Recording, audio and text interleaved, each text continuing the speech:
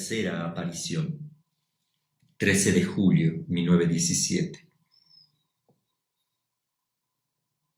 Momentos después de haber llegado a Cova de Iría junto a la Carrasca, entre una numerosa multitud del pueblo, estando rezando el rosario vimos el resplandor de la acostumbrada luz y enseguida a Nuestra Señora sobre la Carrasca.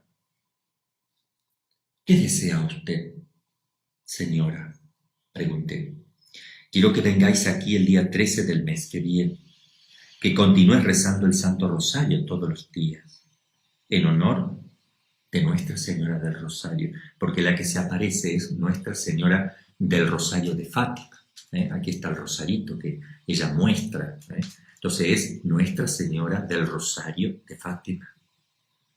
Qué importante eso, el rosario, que es el cordón umbilical, el cordoncito umbilical que une el corazón de María al corazón de los hombres, así como el cordón umbilical de toda mamá se une al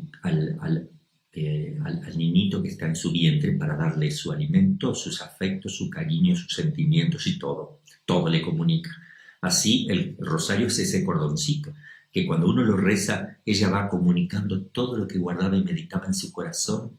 Ella guardaba y meditaba en su corazón y va haciendo que nosotros, sin darnos cuenta, vayamos madurando espiritualmente, vayamos conociendo, gustando, viendo en el orden interior, sin casi percibirlo, como cuando crece un niño no se da cuenta, pero sí al tiempo se da cuenta que ha crecido porque los pantalones le quedan cortos, las mangas de las camisas, etc. ¿Qué quiere usted de mí?, pregunté. Quiero que vengáis aquí el 13 del mes que viene, que continúes rezando el rosario todos los días en honor de Nuestra Señora del Rosario, para obtener la paz del mundo y el fin de la guerra, porque solo ella lo puede conseguir, solo ella. ¿Y Dios? Sí, pero solo ella, si solo ella se lo pide, si ella lo quiere, si ella se lo pide. Por eso solo ella. Dios también lo puede otorgar, pero Dios quiere otorgarlo si ella lo pide. Miren ustedes, es la mamá, por favor, es la mamá. En el cielo también se obedece, y mucho más que en la tierra. No es una obediencia de dependencia, es distinto, es una obediencia de amor. Es algo hermoso. Quería pedirle, dice Lucía, quería pedirle que nos dijera quién es usted. Que haga un milagro para que todos crean que usted se nos aparece. Ella le responde, continúen viniendo aquí todos los meses. En octubre diré quién soy y lo que quiero. Y haré un milagro para que todos crean. Se lo anticipa en el mes de julio, 3 meses antes, día y hora en la cual va a suceder un milagro. El día 13 de octubre a las 12 del mediodía hará un milagro, 3 meses antes se los dice, para que todos crean que esto es así. Por la importancia de Fátima, la importancia de estos mensajes. Dice ella, aquí hice algunas peticiones que no recuerdo bien cuáles fueron.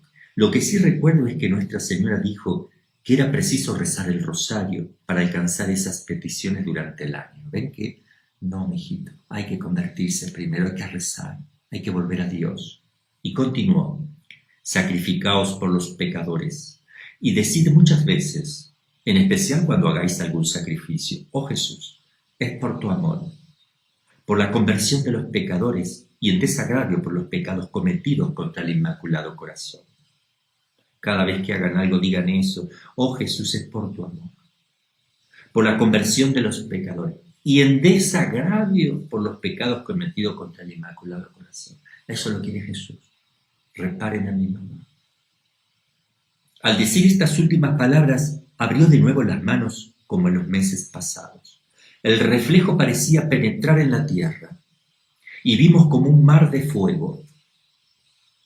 Sumergidos en ese fuego, los demonios y las almas, como si fuesen brasas transparentes y negras o bronceadas, vieron el infierno, veían los demonios y veían las almas condenadas. Porque hay quien dice que nadie va al infierno. Por favor, eso contradice la doctrina católica.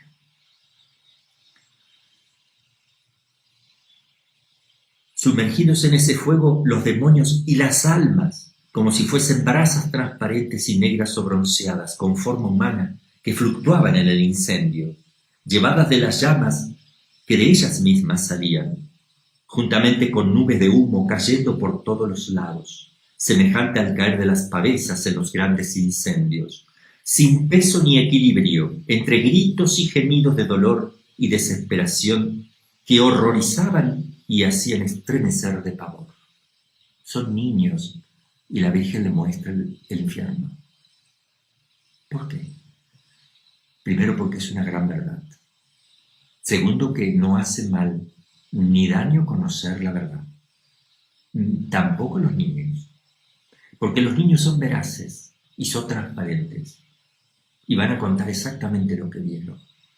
Y porque los niños tienen más fe que nosotros en que se van a ir al cielo como les había ya prometido la Virgen. Debe de haber sido a la vista de esto cuando dije aquel ¡ay! Que dicen que haberme oído. Los demonios se distinguían por formas horribles y asquerosas, de animales espantosos y desconocidos, pero transparentes como negros carbones en brasa.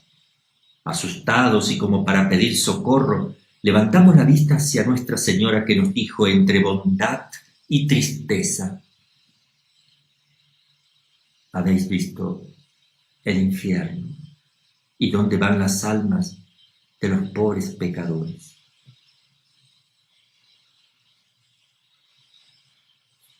Para salvarlas, Dios quiere establecer en el mundo la devoción a mi Inmaculado Corazón. Vamos a salvarlas. Vamos a salvarlas. Seamos de ella. Hagamos lo que Jesús le gusta. Entremos a formar parte de este ejército del corazón de María en los últimos tiempos. Dios quiere establecer en el mundo la devoción a mi Inmaculado Corazón. Dios quiere establecerlo, no es Dios. La devoción a mi Inmaculado Corazón. Si hicieran lo que voy a decir, se salvarán muchas almas y tendrán paz. La guerra va a acabar si hacen lo que les digo. Pero si no dejan de ofender a Dios, en el reinado de Pío XI, que todavía nadie sabía que había un Pío XI ni que habría un Pío XI, y no sabían ni siquiera los niños, esto es profecía, evidentemente están hablando de la veracidad de estas apariciones, ¿no? En el reinado de Pío XI comenzará otra peor, la Segunda Guerra Mundial.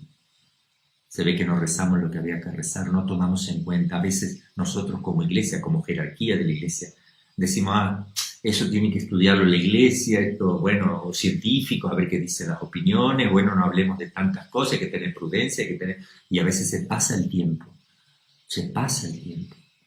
Hay que tener cuidado. Sí, prudencia no significa demorar las cosas. Tener prudencia no significa ni demorarlas ni apresurarlas, sino que hacerlas en el momento oportuno, en la forma adecuada.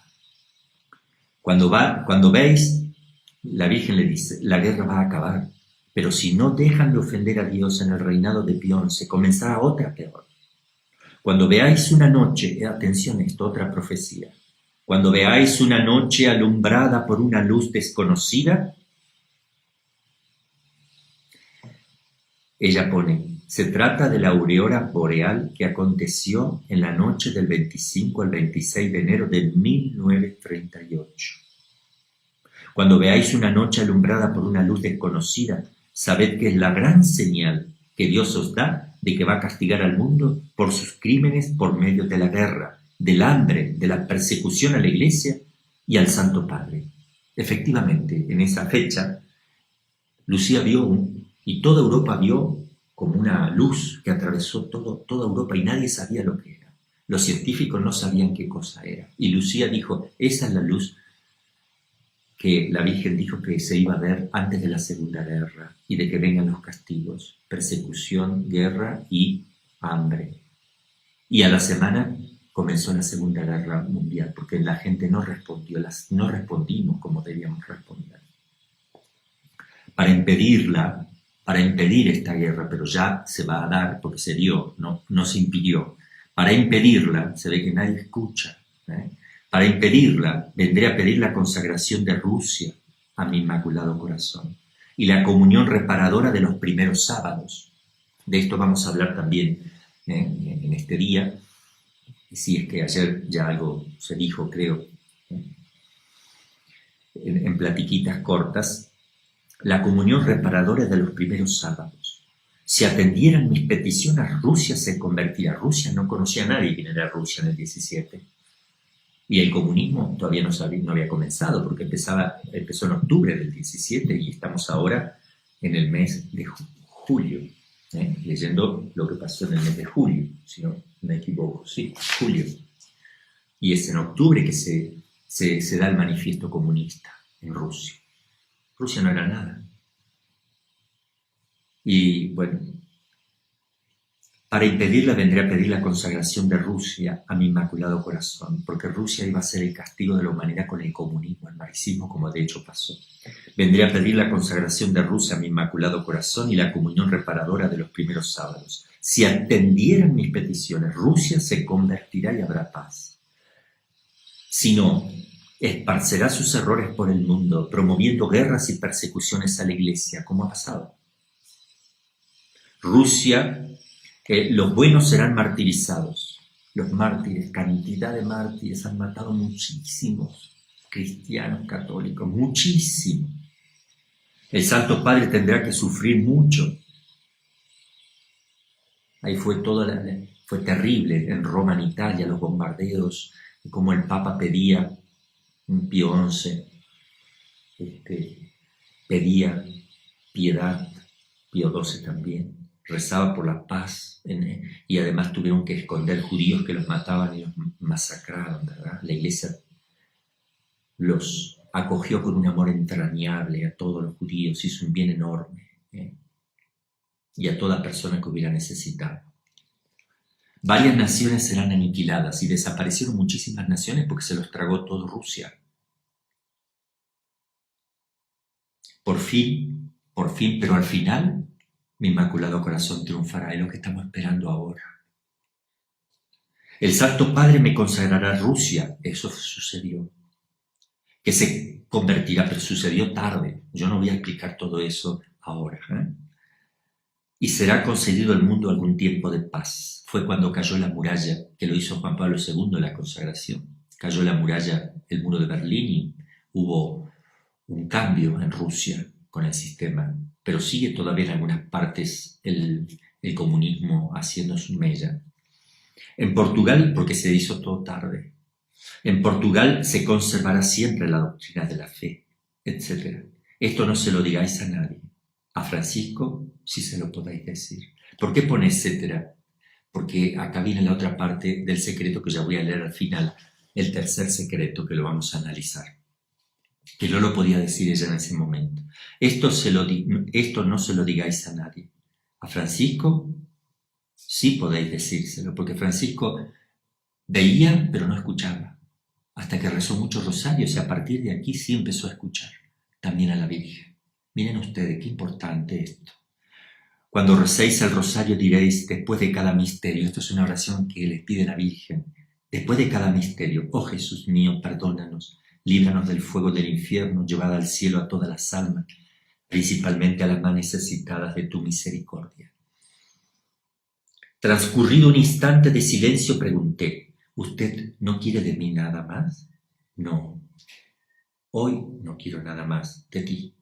Y como de costumbre, comenzó a elevarse en dirección al naciente, hasta desaparecer en la inmensa lejanía del firmamento. Sor Lucía va a comentar al obispo diciendo, en las anotaciones que le envié una vez leído el libro Jacinta, que ella se impresionaba muchísimo con algunas de las cosas reveladas en el secreto, ciertamente era así. Al tener la visión del infierno, se horrorizó de tal manera que todas las penitencias y mortificaciones le parecían nada para salvar de allí algunas almas. Bien, ahora respondo yo al segundo punto de su interrogación, que de muchos sitios hasta aquí me han llegado. ¿Cómo es que Jacinta, siendo tan pequeña, se dejó poseer y llegó a comprender tan gran espíritu de mortificación y penitencia? Me parece a mí que fue debido, primero, a una gracia especialísima de la Madre de Dios, por medio del Inmaculado Corazón de María. Le concedió, segundo, viendo el infierno y las desgracias de las almas que allí padecían, también eso la motivó. Algunas personas, incluso piadosas, no quieren hablar a los niños pequeños sobre el infierno para no asustarlos, dice Lucía. Sin embargo, Dios no dudó en mostrarlo a 3, y una de ellas contando apenas 6 años. Y él sabía que había de horrorizarse hasta el punto de, casi me atrevería a decirlo, morirse de susto. Con frecuencia se sentaba en el suelo o en alguna piedra y pensativa comenzaba a decir: el infierno, qué pena tengo de que las almas vayan allí. Y las personas que estando allí vivas arden como leña en el fuego. Y asustada se ponía de rodillas y con las manos juntas rezaba las oraciones que Nuestra Señora le había enseñado. Oh Jesús mío, perdónanos, líbranos del fuego del infierno, llevar al cielo a todas las almas, especialmente aquellas que más lo necesitan. Ahora, excelentísimo señor obispo, comprenderá por qué a mí me daba la impresión de que las últimas palabras de esta oración se referían a las almas que se encuentran en mayor peligro o más inminente de condenación. Y permanecía así durante largo tiempo, de rodillas, repitiendo la misma oración. De vez en cuando me llamaba a mí o a su hermanito, Francisco, como si despertara ella de un sueño. Francisco, Francisco, ¿estáis rezando? Es preciso rezar mucho para liberar las almas del infierno. Van para allá tantas almas, tantas. Otra vez se preguntaba, ¿por qué Nuestra Señora no muestra el infierno a los pecadores? Si ellos lo vieran, no pecarían para no ir allá. Ha de decir aquella señora que muestra el infierno a toda gente, a toda aquella gente. Referíase a los que se encontraban en Cova de Iría o en el momento de la aparición. Verás cómo se convierten. ¿Por qué no se lo muestran? Por más que resucite un muerto, no creerán. Yo como exorcista muchas veces he llevado a gente incrédula, que pensé que viendo un caso de esos iban a hacer penitencia y arrepentirse. Se asustaban enormemente, temblaban, salían rezando el rosario todos los días, pero les duraba 1 mes, 2 y después volvían a lo mismo, pero eso les resultaba contraproducente, porque esa caída, ese bajón que después tenían porque volvían al mundo, les hacía que por segunda vez le costara levantarse más que antes. Entonces, si la Virgen mostrara a todos el infierno, se asustarían, duraría un poco de tiempo, se volvería al mundo, después no hay modo de rescatarlos. No es lo mejor, por eso no lo hace.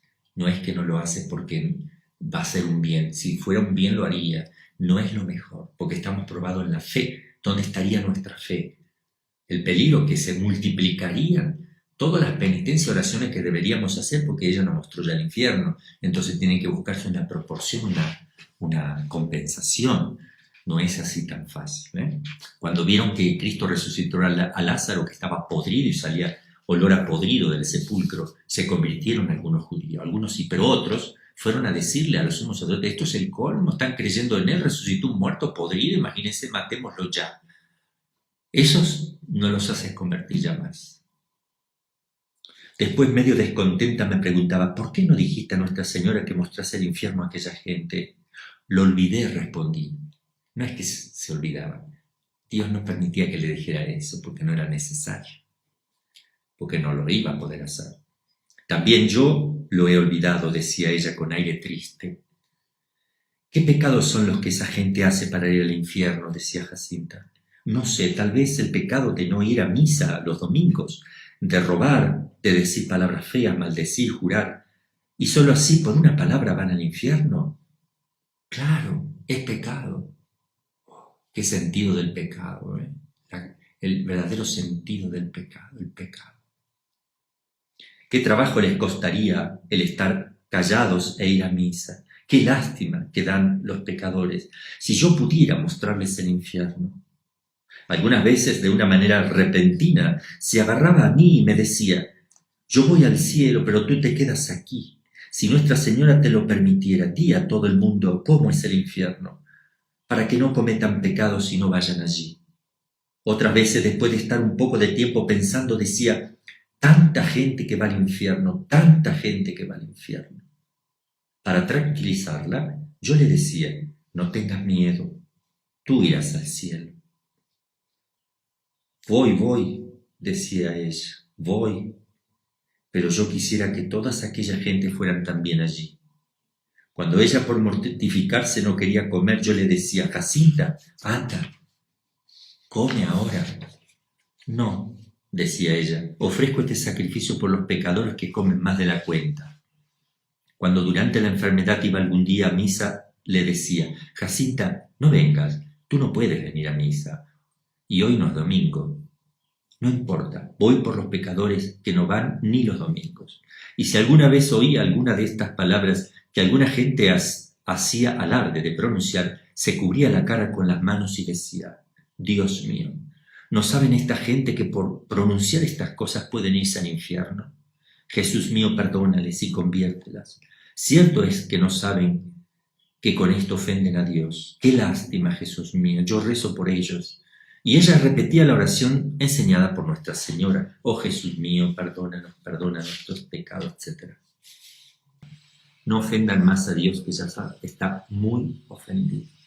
Busquemos el triunfo del Inmaculado Corazón de María, consagrémonos a ella. Ella va a triunfar. Dios lo bendiga.